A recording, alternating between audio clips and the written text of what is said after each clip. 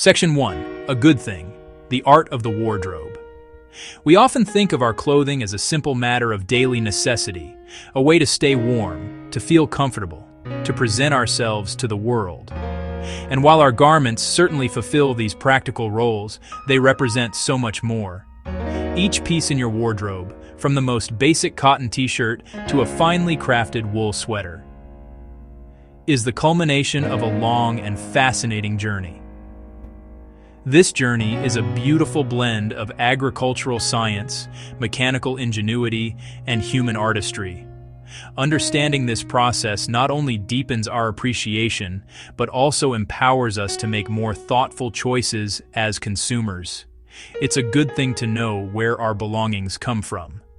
The story of how a garment is made is one of the most fundamental. Section 2. The genesis of a garment. From humble fiber to noble yarn. Every piece of clothing, without exception, begins its life as a collection of tiny, thread-like strands known as fibers. These are the fundamental raw materials of the textile world. Fibers are generally categorized into two main groups: natural, synthetic. Natural fibers are gifts from the earth, harvested from plants or animals. Cotton, which grows in soft, white bolls on a plant, is perhaps the most widely used plant fiber. Another cherished natural fiber is wool, the fleece shorn from sheep. Linen from the flax plant. Silk from the silkworm. These materials have been used for millennia, their qualities honed by nature itself. In contrast, synthetic fibers are a product of modern science, created in laboratories and factories. Polyester, nylon, acrylic. The creation of these fibers often begins with petroleum-based chemicals processed into a liquid polymer. That polymer is extruded through a device called a spinneret, forming long, continuous filaments. These filaments are then cooled, stretched, and cut into staple fibers, ready to be spun. While they lack the natural origins of cotton or wool, synthetic fibers have become an integral part of modern apparel, often blended with natural fibers to enhance performance. Once the raw fibers are harvested or manufactured, they must undergo a meticulous cleaning and preparation process. For cotton, this involves a process called ginning. Powerful machines separate the valuable fibers from seeds and plant debris. For wool, the raw fleece is scoured in a series of baths to remove dirt, vegetable matter, and lanolin. The cleaned and dried fibers are then put through a carding machine. Carding uses wire-covered rollers to detangle, align, and organize the fibers into a continuous, airy web called a sliver. The final step in this initial stage is spinning, the ancient art of twisting fibers together to create a single, continuous strand of yarn. This can be done on a simple hand spindle, a traditional spinning wheel, or, more commonly today, on large, automated spinning frames in a textile mill. The thickness and tightness of the twist can be precisely controlled to produce different types of yarn. A loosely spun, thick yarn will create a soft, lofty fabric ideal for a warm sweater, while a tightly spun, fine yarn will yield a smooth, dense fabric suitable for a crisp dress shirt. It is a story of transformation, beginning with a raw, natural material and ending with a finished object of both function and beauty. Section 3. The creation of cloth, weaving, and knitting. With our spools of yarn ready, the next grand step is to transform these individual threads into a cohesive sheet of fabric. This is accomplished primarily through two distinct methods: weaving and knitting. Weaving is one of the oldest forms of textile production, a technique that involves interlacing two sets of yarn at right angles to one another. The lengthwise yarns, held under tension on a frame or loom, are called the warp. The crosswise yarns, which are passed over and under the warp threads, are called the weft. This simple over-under structure creates a stable, strong, and relatively inelastic fabric. Denim, the sturdy material used for jeans, is a classic example of a woven fabric. Crisp poplin for shirts.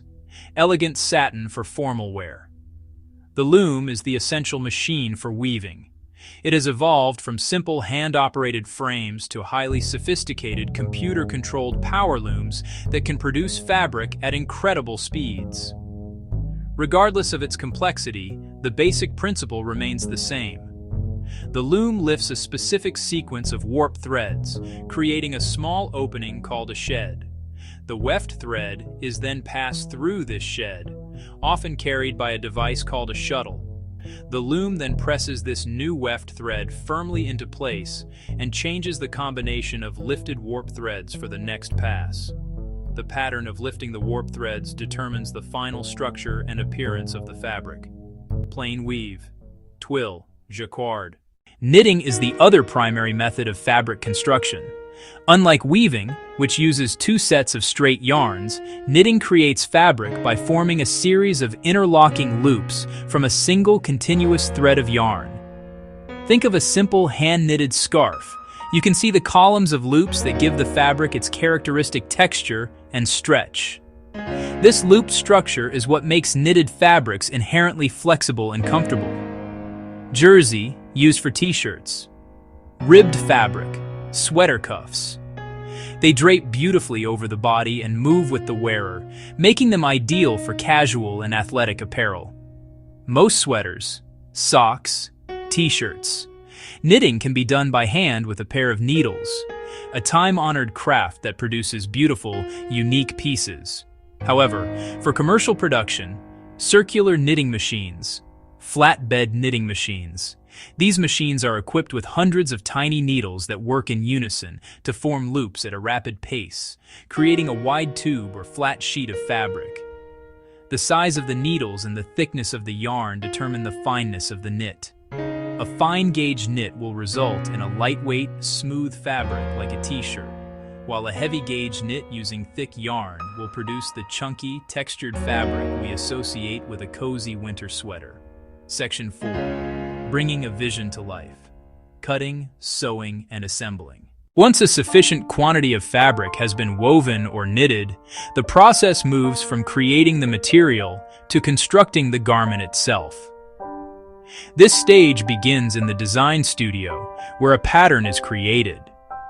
A pattern is essentially a blueprint for the garment, composed of paper templates for each individual piece: the front of a shirt, the back, the sleeves, the collar, and so on. Creating a pattern is a highly skilled art that requires a deep understanding of how flat, two-dimensional shapes will come together to form a three-dimensional garment that fits the human body. The pattern must account for fit, movement, and the properties of the chosen fabric. With the pattern finalized, the next step is cutting. In a large-scale manufacturing facility, this is a marvel of precision and efficiency. The fabric is carefully unrolled and stacked into many layers, sometimes hundreds of layers deep. The paper pattern pieces are then arranged on top of the stack in a layout called a marker, which is meticulously planned to maximize the use of the fabric and minimize waste. Workers then use industrial cutting tools, powerful, vertically reciprocating electric knives, highly precise computer-guided laser cutters, to slice through all the layers at once, producing hundreds of identical pieces in a single pass. In bespoke tailoring or small-scale production, this process is done by hand with shears, one layer at a time. Now, the cut fabric pieces are ready to be transformed into a recognizable garment. This is done through sewing, the process of stitching the pieces together with thread. The pieces are organized and bundled by size and part, then sent to sewing machine operators. In a modern factory, this is often set up as an assembly line, where each operator specializes in a specific task. One person might sew the shoulder seams, another might attach the sleeves, a third might set the collar, another might sew the side seams. This division of labor allows for great speed and consistency. A variety of specialized sewing machines are used, such as overlock machines or sergers, that trim and encase the raw edge of the fabric to prevent fraying, creating a clean, durable seam. As the garment takes shape, smaller components and details are added, attaching pockets, creating buttonholes, sewing on buttons, inserting zippers, adding any elastic or drawstrings. The brand label and the legally required care and content labels are also stitched in during this stage. Each of these steps requires precision and care to ensure the final garment is not only structurally sound, but also neat and professional in appearance. This assembly process is where the flat pieces of fabric are finally given their form and function, turning them from a simple collection of shapes into an article of clothing that can be worn. Section 5. The finishing flourish: dyeing, printing, and final touches. The journey of a garment is not quite complete once the last stitch is sewn. The finishing stage is where a piece of clothing acquires its final character, color, and texture. One of the most important finishing processes is dyeing. By dyeing the raw fiber, by dyeing the spun yarn, dyeing after the fabric is woven, dyeing after the fabric is knitted, dyeing the entire assembled garment. This is called piece dyeing, also called garment dyeing. Loading items into large industrial dye vats, tumbling garments in the dye bath until color penetrates evenly. This is also when patterns and graphics are applied. Screen printing for t-shirts and sweatshirts. A mesh screen used as a stencil. Ink pushed through the mesh onto the fabric. A separate screen for each color. Digital printing, like an inkjet, for intricate multicolor designs. Embroidery. Automated machines stitching designs with thread. These decorative elements give a garment its personality and visual appeal. Washing and pressing treatments enhance feel and appearance. Stone wash, tumbling jeans with pumice stones. The worn-in faded look from stone washing. Chemical washes for fading or distressing effects. Drying and pressing make a garment store ready. Section 6. A thoughtful conclusion from our hands to yours. The journey from a simple fiber to a finished garment is a testament to human ingenuity and a long chain of skilled craftsmanship. As we have seen, the process is a sequence of transformations. Raw fibers are cleaned and spun into yarn. That yarn is meticulously woven into fabric. That yarn is meticulously knitted into fabric. The fabric is cut. The fabric is painstakingly sewn into a garment. The garment is dyed. The garment is finished. The garment is inspected. From the farmer who cultivates the cotton, the spinner, the weaver, the cutter, the sewer, the inspector. Knowing these steps allows us to look at a simple t-shirt or a cozy sweater with a newfound sense of wonder and respect. As a thoughtful shopper, this knowledge can guide your choices. When you are considering a purchase, take a moment to look at the garment's label. It tells a story: cotton, wool, linen, polyester. A garment made from a natural fiber will often be more breathable. A synthetic blend may offer greater durability and resistance to wrinkles. Choosing well-made pieces that you truly love is the first step toward building a lasting wardrobe. Proper care is the key to ensuring your clothing lasts for years to come. The single most important tip for garment care is to always read and follow the instructions on the care label. This small tag provides specific guidance on washing temperature, drying methods, and ironing. Gentle washing, using a mild detergent, avoiding excessive heat in the dryer, will preserve the color, shape, and integrity of the fabric. Taking a few extra moments to care for your clothes properly is a small investment that pays dividends in longevity. In summary, the creation of our clothing follows a clear and logical path. It begins with a fiber, which is spun into yarn.